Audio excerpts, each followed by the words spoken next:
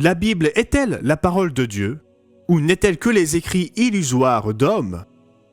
Selon l'un des plus véhéments athées de notre époque, ce serait la seconde hypothèse. On peut sentir le mépris chez Richard Dawkins lorsqu'il déclare dans son ouvrage intitulé « Pour en finir avec Dieu ». Pour être honnête, une grande partie de la Bible n'est pas systématiquement mauvaise, mais tout simplement bizarre, comme si vous vous trouviez devant une anthologie constituée par un bric-à-brac hétéroclite de documents disparates qui ont été composés, puis revus, traduits, déformés et améliorés par des centaines d'auteurs, de correcteurs et de copistes anonymes, inconnus de nous et surtout les uns des autres sur 9 siècles. À première vue, Dawkins peut sembler bien instruit pour ceux qui ne connaissent pas la Bible. Mais les faits qu'il avance sont incorrects. Il refuse de voir la vue d'ensemble et l'unité présente dans les Écritures. Quelle est donc la réponse à cette question? Le manuel que nous appelons la Bible constitue-t-elle la parole de Dieu ou est-ce l'œuvre de simples hommes?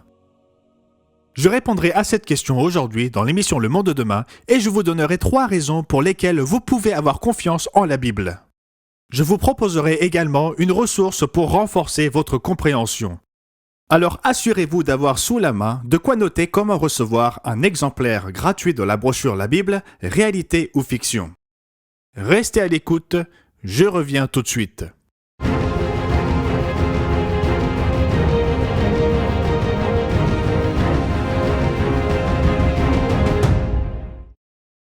Je vous souhaite la bienvenue de la part de nous tous ici, au Monde de demain. Je suis heureux que vous vous joigniez à nous aujourd'hui, car vous devez connaître la réponse à la question suivante.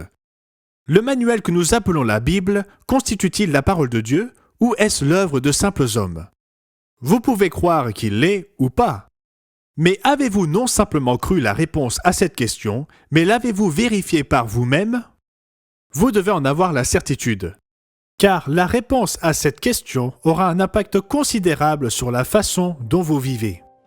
Ce livre est-il fiable? Pouvez-vous compter sur ses enseignements et ses promesses au sujet de la vie après la mort?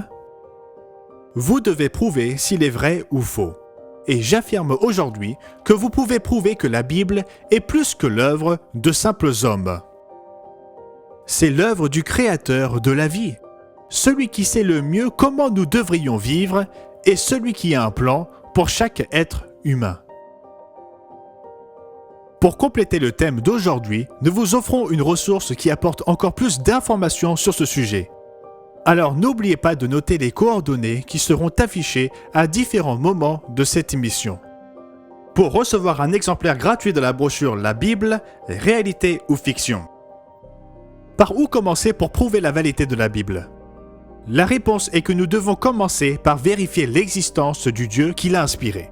Pour prouver la Bible, nous devons d'abord prouver l'existence de Dieu. Donc, raison numéro 1, l'auteur de la Bible est réel et vous pouvez prouver son existence. La théorie de l'évolution a beaucoup miné la foi des gens. Dès notre plus jeune âge, nous sommes bombardés par des documentaires télé sur la nature et en cours de biologie à l'école avec l'idée que la vie n'a pas été créée, mais que c'est le résultat de processus évolutifs. Des individus tels que Dawkins ridiculisent ceux qui croient en Dieu. La foi est la grande échappatoire, la grande excuse pour échapper au besoin de penser et d'évaluer l'épreuve. La foi est la croyance malgré ou peut-être à cause du manque de preuves. Selon Dawkins, la foi en Dieu est basée sur une foi aveugle, tandis que la théorie de l'évolution est fondée sur des preuves tangibles. Cependant, tous les évolutionnistes ne partagent pas son mépris, mais reconnaissent que l'évolution requiert également la foi. Le 13 février 1993, l'Association américaine pour l'avancement de la science organisa un colloque autour du thème, dont le sujet de discussion était la façon de traiter le nouvel anti-évolutionnisme. Michael Ruse, une référence dans le domaine de l'évolution et de la philosophie, reconnut dans son intervention. Il n'y a assurément aucun doute que dans le passé, et je pense aussi dans le présent, pour beaucoup d'évolutionnistes que l'évolution a fonctionné comme quelque chose comportant des éléments qui sont, avouons-le, semblables à une religion séculière. Ne vous méprenez pas. Ruse est un évolutionniste pur et dur, comme il confirma abondamment dans son intervention pendant ce colloque et dans ses réponses ultérieures. Cependant, il continua d'affirmer que l'évolution est une religion séculière. Mais je viens ici pour vous dire que, philosophiquement, je pense que tout à chacun devrait être sensible à ce que l'histoire nous montre, à savoir cette évolution, semblable à une religion, implique d'avoir certains a priori ou des hypothèses métaphysiques qui à un certain niveau ne peuvent pas être prouvées empiriquement. Tandis que Dawkins et d'autres comme lui ridiculisent la foi en Dieu, comme si elle était sans preuve, ils devraient, comme Ruse l'expliqua à son public, d'abord se regarder dans le miroir et admettre leur propre foi en leur Dieu darwinien. Nous ne pouvons pas prouver que Dieu existe en réfutant la théorie de l'évolution. Mais franchement, y a-t-il d'autres conclusions? Si l'évolution s'avère être une fausse religion, peut-être faut-il examiner de plus près l'autre alternative. Ceci m'amène à un point crucial des faits scientifiques. Avant de déclencher un processus évolutif, il faut d'abord qu'il y ait de la vie, et la vie apparaissant par hasard est tout simplement impossible. La vie évoluant à partir d'un bouillon de culture semble être une certitude attrayante. Réunissez les bonnes conditions et cela devrait se produire, mais est-ce bien le cas? Est-il facile d'assembler un organisme vivant, aussi simple soit-il? Michael Denton souligne ce que tous les biologistes avertis doivent admettre concernant la complexité inouïe de la vie. Malgré sa taille incroyablement minuscule, la plus petite des bactéries est en effet une véritable usine miniature dotée d'une puissante machinerie moléculaire. Beaucoup plus complexe que n'importe quelle machine fabriquée par l'homme et absolument sans équivalent dans le monde inorganique. Pensez-y, la plus petite des bactéries est beaucoup plus complexe que n'importe quelle machine fabriquée par l'homme. Et cela, mes amis, n'est pas une exagération. Il déclare plus loin. La complexité des types de cellules les plus simples que l'on connaisse est si grande qu'on ne peut pas admettre qu'un tel objet ait pu être assemblé soudainement par un événement fantastiquement improbable. Un tel phénomène équivaudrait à un miracle. La prochaine fois que vous entendrez parler que de l'eau a été trouvée sur d'autres planètes comme s'il s'agissait du seul élément nécessaire pour générer la vie, pensez à cette déclaration de Bill Bryson dans son nouvel ouvrage intitulé « Une histoire du corps humain ». Même si vous réunissiez la totalité du savoir humain au travers des plus grands génies de notre temps et du passé, vous ne parviendriez pas à fabriquer ne serait-ce une seule cellule vivante. Félicitations à tous ces évolutionnistes pour leur foi inégalée. Quelques paragraphes plus loin, il qualifie la vie de miracle. Bryson comprend que l'ADN est nécessaire pour former nos cellules. Mais qu'est-ce que l'ADN? Il écrit, en fait, votre ADN n'est rien d'autre que le manuel de fabrication de vous-même. Mais comment ce manuel de fabrication est-il apparu? Qui en a rédigé le message codé? Et remarquez bien ceci, il faut une puissante machinerie en protéines pour exécuter les instructions de fabrication des protéines. Alors comment les premières protéines ont-elles vu le jour? Aussi, si la vie n'est pas apparue par hasard, alors la meilleure déduction est qu'il y a un Dieu d'intelligence au-delà de notre imagination. Et notre existence même appelle la question « Pourquoi ? Pourquoi existons-nous ? Dans quel but ? Et ce Créateur ne nous donnerait-il pas la compréhension de ce but? Alors où pouvons-nous chercher sa révélation? Serait-ce ce merveilleux livre qu'est la Bible? Le premier point était, raison numéro 1, l'auteur de la Bible est réel, et vous pouvez prouver son existence. Raison numéro 2, l'accomplissement des prophéties prouve que la Bible constitue la parole de Dieu. Vous serez peut-être surpris d'apprendre qu'un quart à un tiers de la Bible est constitué de prophéties. Et à travers les mots de ce livre extraordinaire, quelqu'un prétend être le Dieu Tout-Puissant, celui qui peut prédire l'histoire à l'avance. Remarquez ce défi que l'on trouve dans Ésaïe au 46e chapitre au versets 9 et 10.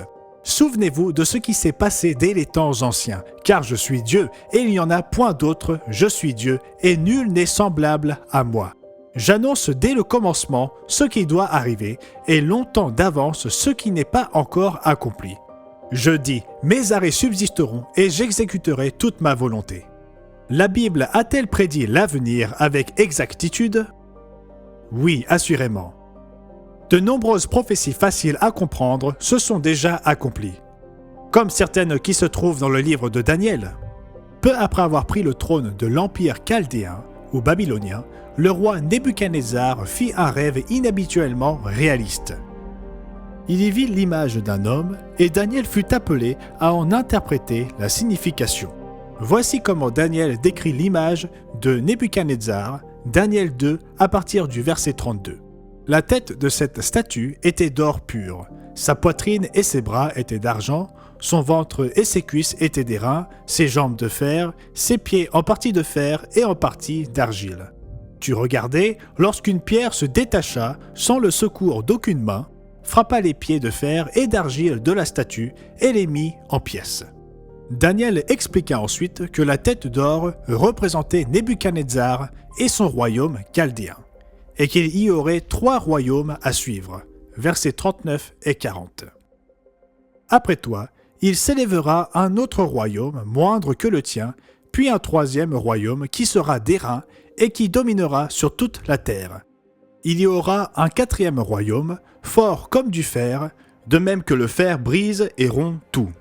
Il brisera et rompra tout, comme le fer qui met tout en pièces. L'histoire confirme l'existence des 4 royaumes suivants: l'Empire babylonien, l'Empire médo-perse, l'Empire gréco-macédonien et l'Empire romain. Les descriptions de ces 4 puissances mondiales sont relatées plus en détail dans Daniel 7 et Apocalypse chapitres 13 et 17. Mais nous ne prendrons pas le temps dans cette émission d'entrer dans ces détails. Cependant, dans le 8e chapitre de Daniel, des détails très spécifiques sont donnés concernant la relation entre le 2e et le 3e royaume, où ils sont décrits comme représentant un bélier et un bouc. Le bélier que tu as vu, et qui avait des cornes, ce sont les rois des Mèdes et des Perses. Le bouc, c'est le roi de Javan. La grande corne entre ses yeux, c'est le premier roi. Fidèle à cette prophétie, Alexandre le Grand de Macédoine se leva sur la péninsule grecque et renversa les Mèdes et les Perses. Son empire s'étendit de la Grèce à l'Inde et au sud jusqu'en Égypte. Nous lisons plus loin dans cette prophétie qu'à sa mort, en 323 avant Jésus-Christ, son royaume serait divisé entre 4 de ses généraux en 4 royaumes distincts. Daniel 8 et au verset 22. Les 4 cornes qui se sont élevées pour remplacer cette corne brisée, ce sont 4 royaumes qui s'élèveront de cette nation, mais qui n'auront pas autant de force. Bien que nous puissions nous tourner vers les prophéties accomplies, et il y en a bien plus que la plupart des gens peuvent l'imaginer, il y a d'autres prophéties qui s'accomplissent en ce moment même sous nos yeux. Comme nous l'avons montré à de nombreuses reprises dans cette émission, Daniel décrit avec précision le temps de la fin comme étant un temps de grande explosion de connaissances. Notez-le dans Daniel au 12e chapitre et au verset 4. Toi, Daniel, tiens secrètes ces paroles et scelle le livre jusqu'au temps de la fin. Plusieurs alors le liront et la connaissance augmentera. Et il y a beaucoup, et je dis beaucoup, de prophéties qui doivent encore s'accomplir. Après tout, la Bible est composée d'un quart à un tiers de prophéties, ce qui est considérable. La première raison que nous avons abordée dans l'émission d'aujourd'hui est la suivante. Raison numéro 1. L'auteur de la Bible est réel et vous pouvez prouver son existence. Raison numéro 2. L'accomplissement des prophéties prouve que la Bible constitue la parole de Dieu. Et enfin, notre troisième raison, raison numéro 3, c'est au fruit qu'on juge l'arbre. En d'autres termes, Dieu sait mieux que quiconque comment nous devons nous comporter. Considérez ce défi donné dans le livre de Deutéronome au chapitre 30 et au verset 19. « J'en prends aujourd'hui à témoin contre vous le ciel et la terre. J'ai mis devant toi la vie et la mort, la bénédiction et la malédiction.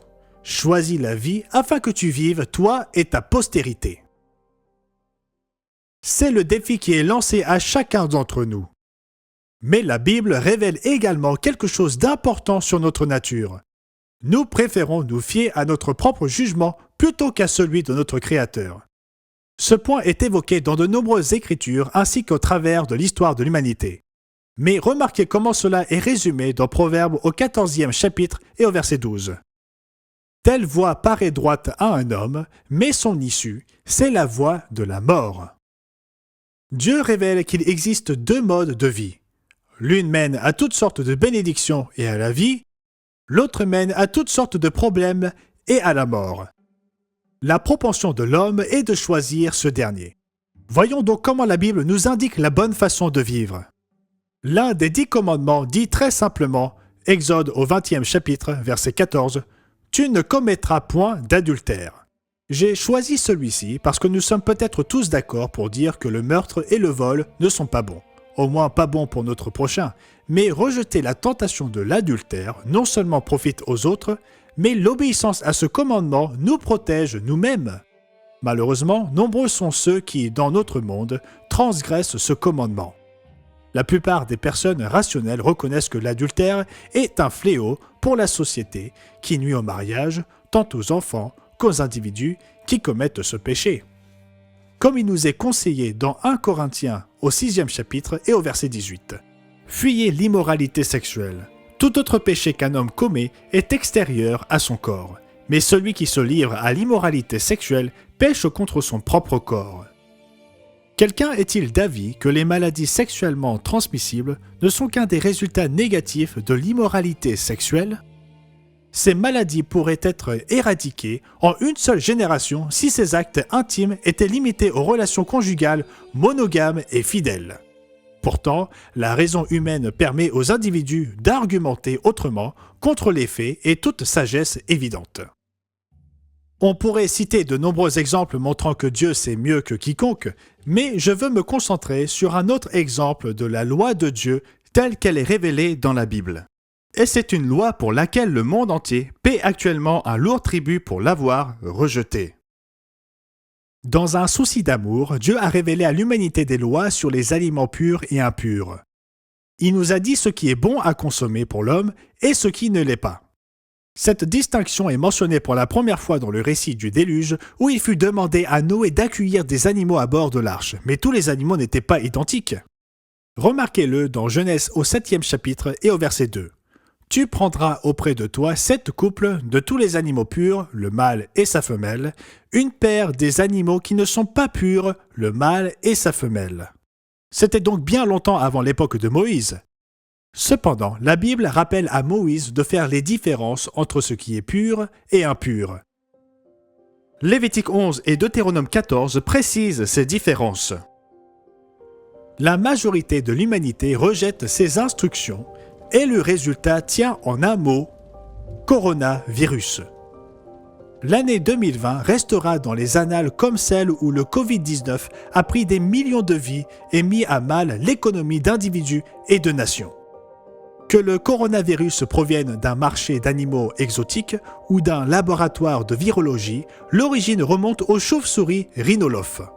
Depuis l'épidémie de SRAS de 2003-2004, les chauves-souris et le coronavirus qu'elles véhiculent ont fait l'objet d'études approfondies car on pense qu'elles sont à l'origine du SRAS. Cependant, même si les chauves-souris sont prisées dans la pharmacopée chinoise, voire consommées en Chine, les virus qu'elles transmettent doivent normalement d'abord infecter un autre animal avant de pouvoir se propager à l'humanité. Popular Science publia un article pendant la crise du SRAS dans lequel on pouvait lire ce qui suit. En théorie, le SRAS est passé de l'animal sauvage à l'être humain lorsqu'il a acquis les clés moléculaires lui permettant de pénétrer dans nos cellules, explique Michael Ley. Pour ce faire, il a pu d'abord se mélanger à un virus humain, se développant par l'intermédiaire d'une autre espèce animale. Un porc, par exemple, peut servir de récipient de mélange génétique lorsqu'il est co-infecté par deux virus, ce qui leur permet d'échanger des gènes. L'article poursuit en faisant cette déclaration remarquable. Le fait que le SRAS et la plupart des virus de la grippe viennent de Chine méridionale n'est pas une surprise, déclare le virologue Michael Ley, qui pense que les traditions locales de manger des animaux sauvages exposent la population aux virus d'animaux. Considérez les implications profondes de ceci. La cause de la plupart des virus grippaux sont connues et si vous supprimez la cause, vous enrayez la grippe. Le gibier n'est pas le problème, mais l'espèce animale l'est. Notez que la chauve-souris et le porc sont tous deux considérés comme impurs par la Bible. Il en va de même pour les chameaux, les primates comme les singes et d'autres chairs exotiques consommées en Asie, en Afrique et ailleurs dans le monde. Le MERS, les virus Nipah et Ebola, la pandémie de grippe de 1918, le Covid-19 et de nombreuses autres maladies sont le résultat de la consommation de ces aliments bibliquement impurs. Si les scientifiques ont compris cela, ce n'est pas le cas de l'humanité en général. Nous n'avons pas réussi à comprendre la vérité révélée par Dieu telle qu'elle est présentée dans la Bible. Nous pensons que nous pouvons nous passer de cette révélation et nous en tirer à bon compte. Alors qui est le plus intelligent ? Nous ferions bien de respecter le manuel d'instruction de Dieu destiné à l'humanité. Vous pouvez prouver que la Bible constitue la parole de Dieu, comme nous l'avons vu dans l'émission d'aujourd'hui. Raison numéro 1. L'auteur de la Bible est réel, et vous pouvez prouver son existence. Raison numéro 2. L'accomplissement des prophéties prouve que la Bible constitue la parole de Dieu. Et enfin, notre troisième raison numéro 3, c'est au fruit qu'on juge l'arbre. Merci d'avoir regardé notre émission. N'oubliez pas de vous abonner afin de ne manquer aucune de nos vidéos du monde de demain. Et si vous souhaitez recevoir notre brochure gratuite intitulée La Bible, réalité ou fiction, cliquez juste ici. Et à très bientôt.